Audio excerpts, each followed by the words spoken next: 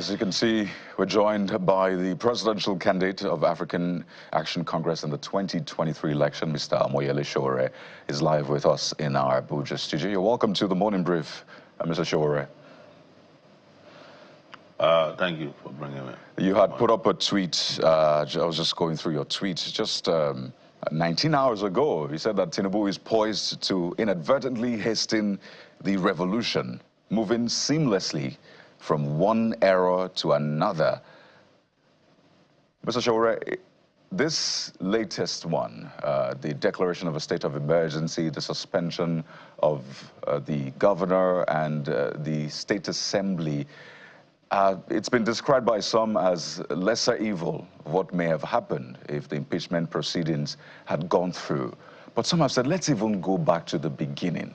This started off because two men, his godfather, said godfather, and a godson, maybe sat in a room, had a discussion, had an agreement, and things fell out, and the whole nation is now at the receiving end of this. Which of the ends do you take it from? The beginning, the end, or the whole thing? Well, I take it from the means, I take it from the end, and how it's likely going to end. That is why you referenced my tweet. To be clear, I'm not here to defend the godfather or the godson. I do not care about them.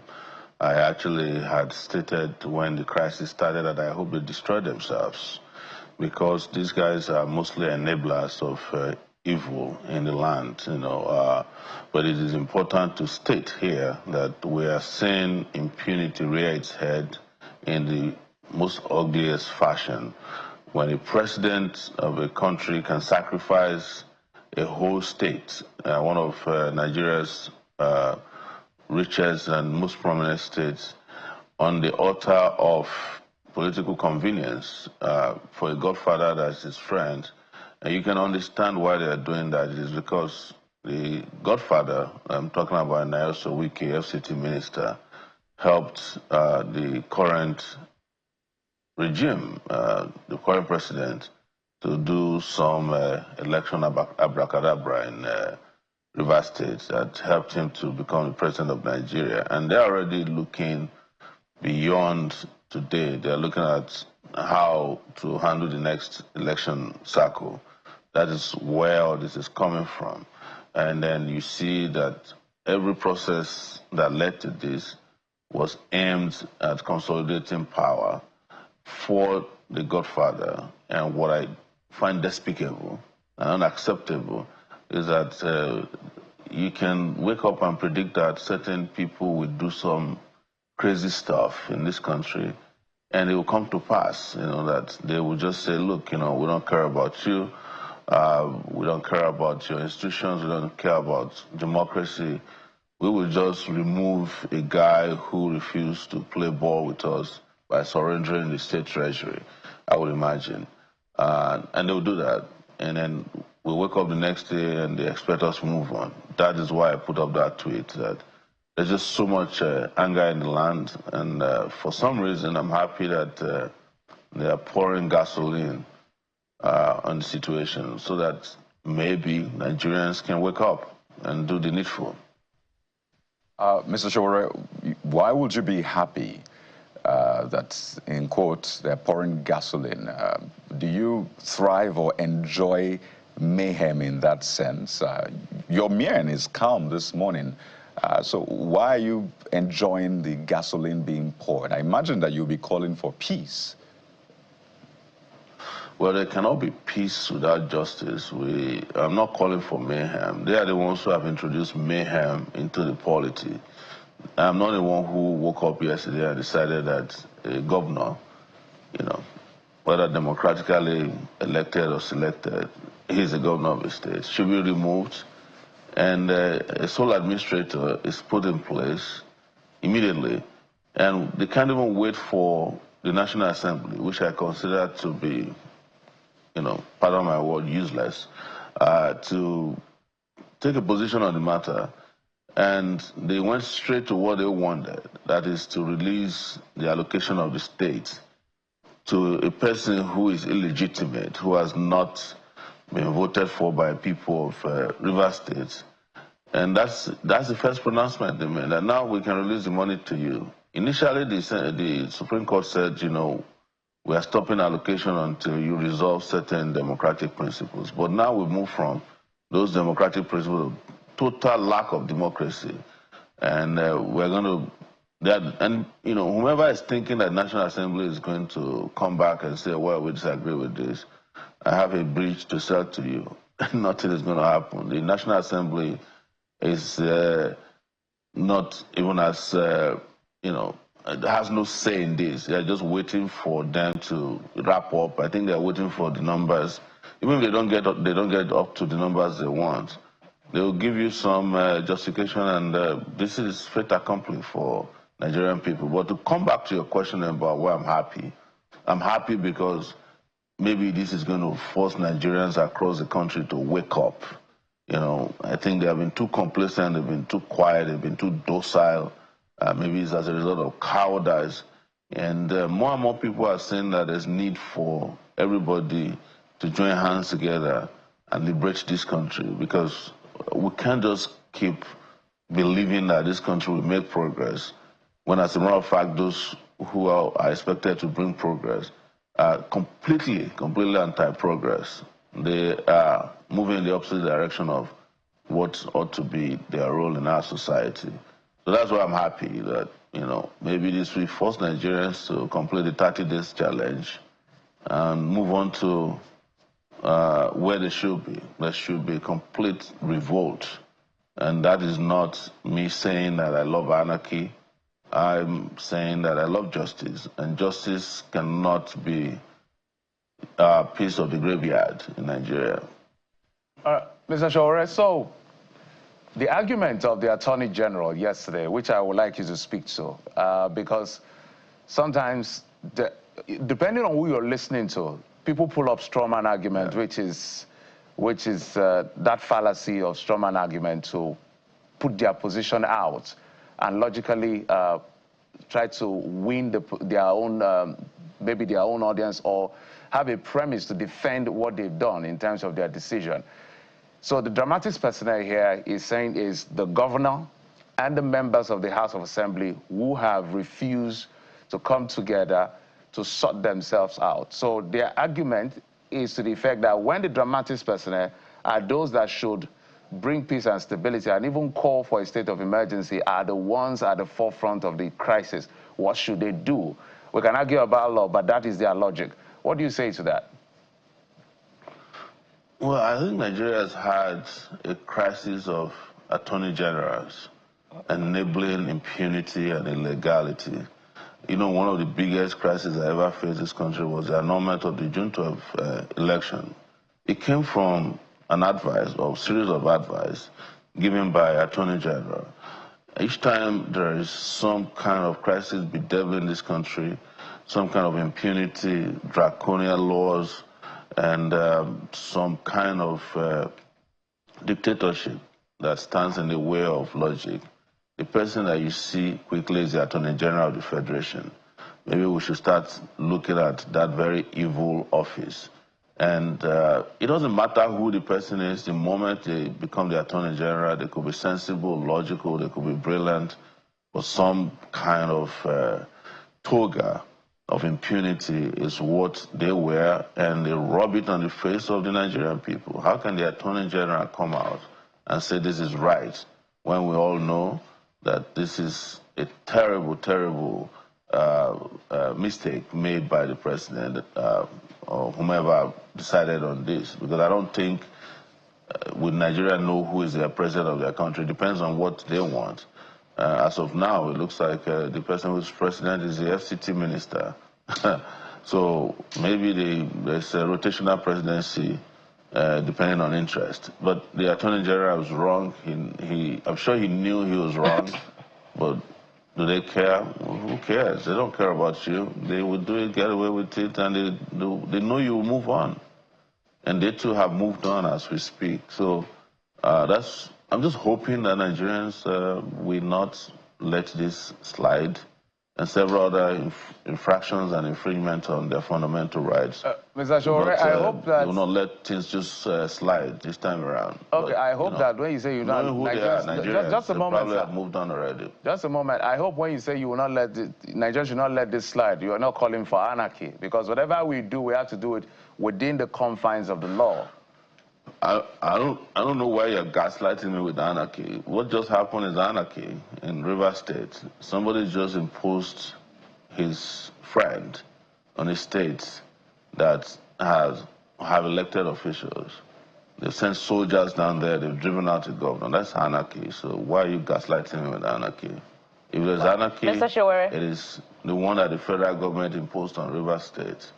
The response of the people is not something you should use to gaslight people like me. I don't care about labels. If they are the ones calling for anarchy and they get it, so be it. Well, evidence doesn't suggest that they are calling for anarchy or that they have subscribed to anarchy. They just imposed anarchy. They just imposed a state their of interpretation of the Constitution may be debatable. Every conversation you've had this morning points to the fact that what they're doing is wrong and is lawless. That is what they call anarchy, not what we are discussing here. All right, Mr. Sowore, the jury is out there, but you know your activism is not in doubt. And in recent days, in fact, in the last 48 hours, you have taken up the case of the youth corps member who complained, about inflation and the challenges of the economy as it affects her. And we saw you, escort her to the local government. Prior to that time, we also saw that you had an altercation with, security agents in court.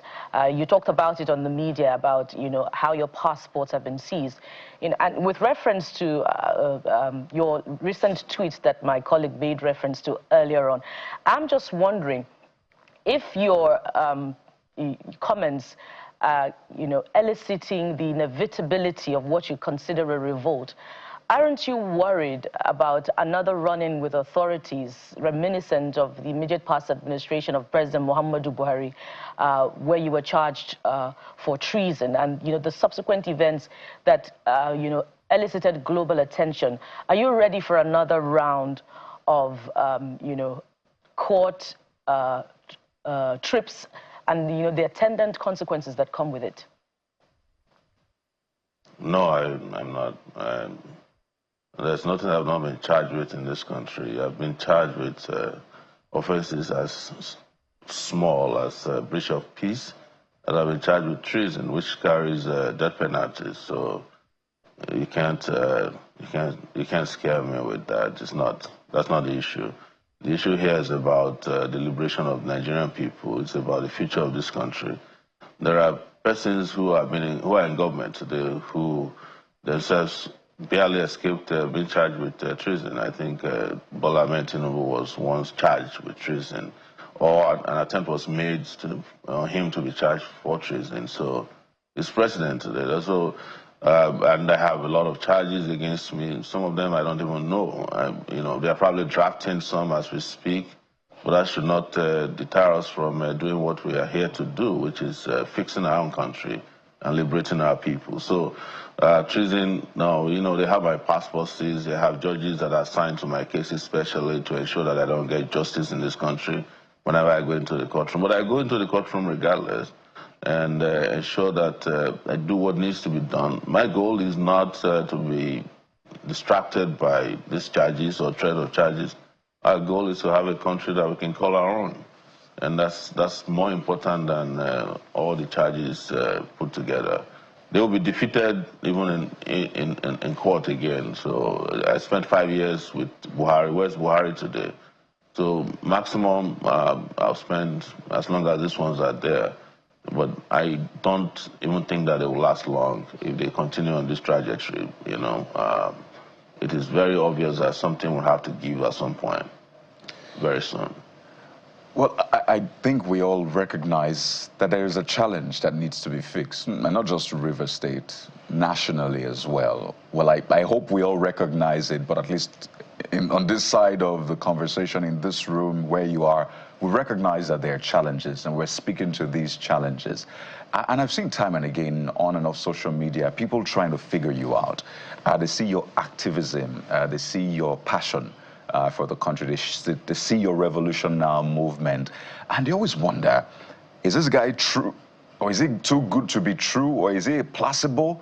I'm sure you've seen some of those comments, people wondering, is he a mole? This man doesn't, it looks like it's too good to be true. So I want us to do some hypothetical scenario right now, because you've run for president time and again.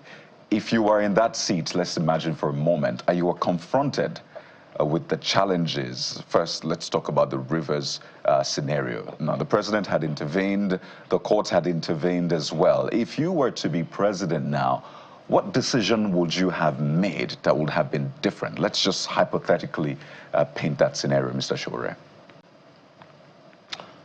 You know, I don't deal with hypotheses anymore. I am not going to be a president of Nigeria where you would have gone to have a Rivers State situation that we have on our hands now. In the first place, as president of Nigeria, you're supposed to wake up in the morning and go to work for the Nigerian people.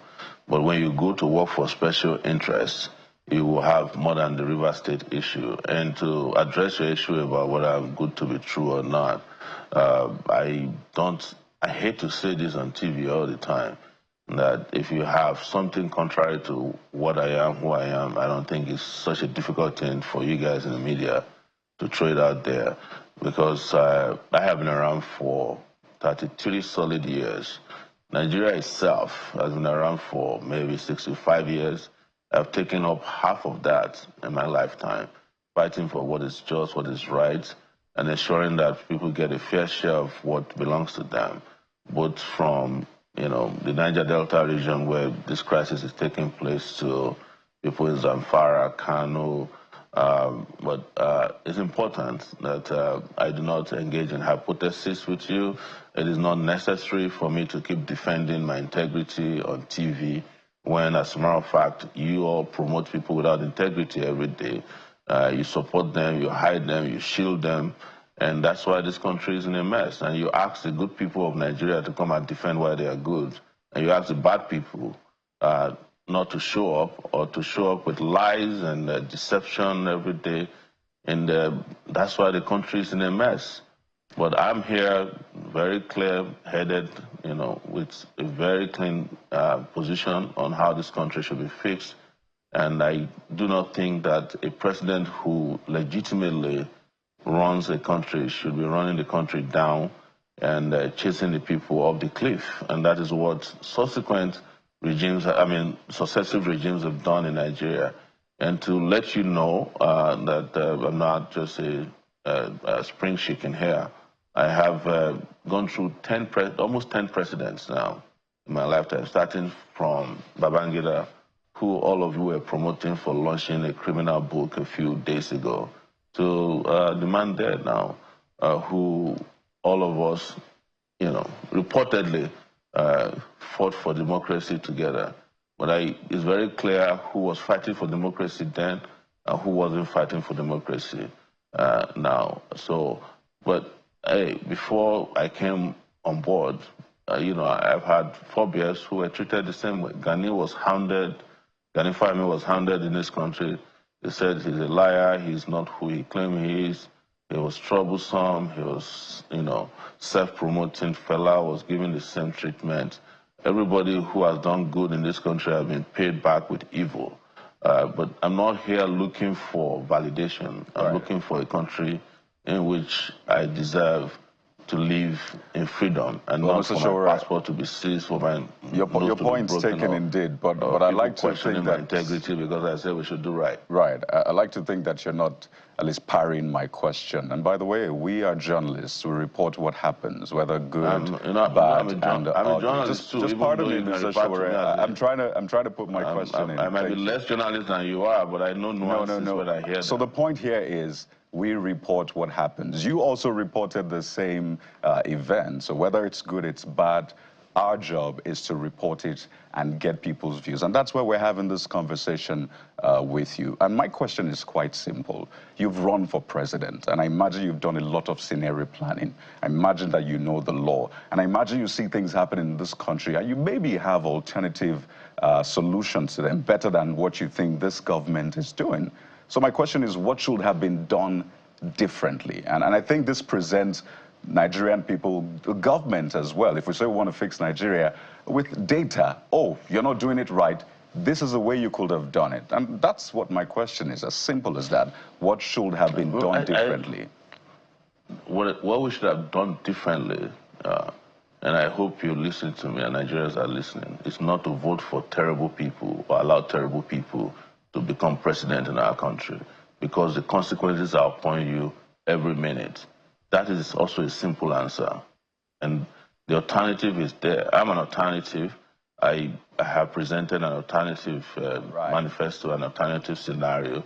And I've told you, even before you rephrased this question, that I wouldn't have been a president who worked for special interests. I would have been a president who worked for Nigerian people. And I hope you're watching and listening. And I hope you continue to provide platforms that allow good people to shine and not terrible people. Because part of how you created all these Frankenstein monsters is that you go to their houses and do press conferences with them live to lie to the Nigerian people, and the people who have something alternative to say, even the media don't give them the coverage. I'm not referring to you alone. I'm talking about how even all of us within the mainstream media have treated good as opposed to elevating bad. All right, Mr. Sowore, well, we're just doing our job, just like you were doing your job. We're doing our job. Good, bad, and ugly is our job to report everybody. Report the event, report the persons, cover as much as you can, which is what you did at a very, very high level before you left to pursue your ambition of being president. So let's begin to coast home on this particular issue. So in your view, two questions in one, if you can. What is the way forward? But that's one question on the conundrum we're seeing that is playing out in Rivers State. At least a solution that can bring peace, because at the end of the day, we can argue about Wike, the FCT minister, the action of the president, whether Fubara was reckless, according to some people, or not. We can put up all that debate. What is important is the people of Rivers State are the ones suffering right now. So in your books, where you sit, what is the way forward at the end of the day? Because solution is what everybody is speaking to right now. Yes, let me make a clarification once again that I'm not here to defend Fubara. Fubara is also an enabler of evil. If Fubara hadn't existed under Wike, Wike would not have gotten away with some of the crimes that he got away with, stealing money in Rivers State. That's very clear. Fubara was declared wanted for stealing billions before he was packaged to become the governor of Rivers State. This is part of the results that we're seeing. They're the ones who enabled Wike. I'm speaking on behalf of due process. I'm speaking on, on the side of the people of Rivers State, whose resources have been hijacked by sole administrator, by these Abuja cabals. So that's what I am. But in terms of solution, my solution is very simple. The people of this country must gather their arms together, hold it tight, and liberate themselves by all means necessary. It is very clear that this will be going through these circles of, mismanagement of resources, of our integrity, of oppression, if we don't do something about it. And probably that is why you noted that I've been very calm this morning, because maybe if I change my demeanor, more people can understand that I'm not just angry, but I want this country to really, really prosper and be peaceful and make progress, just like even some of our small African countries are doing. I saw last week there are 10 top African countries that are doing well in terms of economic development and making democratic progress. Nigeria is not one of them. Seychelles, one of these small islands, is one of them. Mauritius is one of them. South Africa is there. These are countries that we used to assist with handouts some 30, 40 years ago. They're doing better than we do, and that's what concerns me. And we're not going to be talking about solutions in a roundabout manner, what is called roundaboutism. it's not the solution they provide, the solution we want that we should continue to provide, no matter how hard it is to hear it. We need to have a revolution in this country. Thank you. Mr. Omoyele Sowore, 2023 presidential candidate of the AAC, thank you for your time on the program. Thanks for bringing me. We'll take a quick break now. When we return, we have more perspectives for you on Rivers' situation and how it affects the laws of the land, the people, and the future as well. That's in a moment. Stay with us.